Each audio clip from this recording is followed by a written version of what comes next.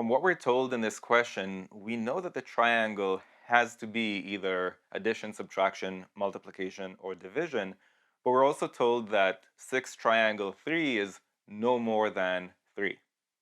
So that eliminates multiplication and addition, right? Because if it were multiplication, then 6 triangle 3 would be 18, and if it were addition, 6 triangle 3 would be 9, both of which are greater than 3.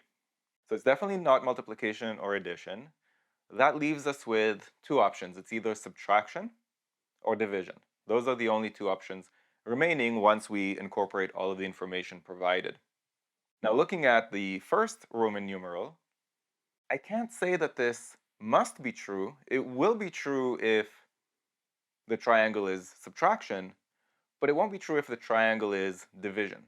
So I can eliminate all the answer choices that claim that the first Roman numeral must be true, and that's 3 answer choices here, right? We can eliminate A, D, and E without even considering the second and third Roman numerals.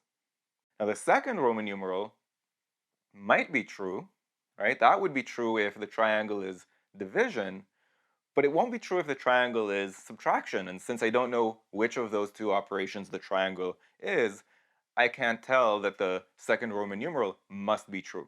It may or may not be true.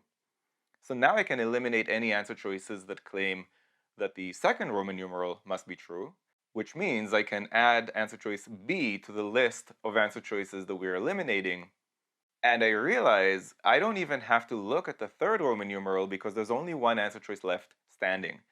So this is a strategy that I like to employ on any Roman numeral type questions, because it's not always the case, but it's fairly frequently the case that I don't have to evaluate all 3 Roman numerals, because just by evaluating 2 of them, I can eliminate 4 answer choices, and that is the case here.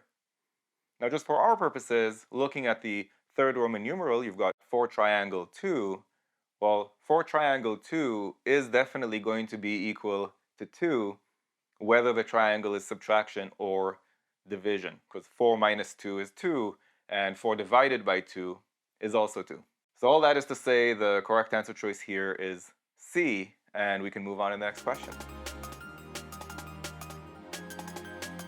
If you found this video useful, go to quantreasoning.com for a lot more where that came from.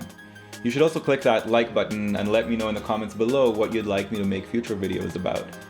And of course, if you haven't yet subscribed, go ahead and do that and click that bell below so you get notified about future videos. See you next time.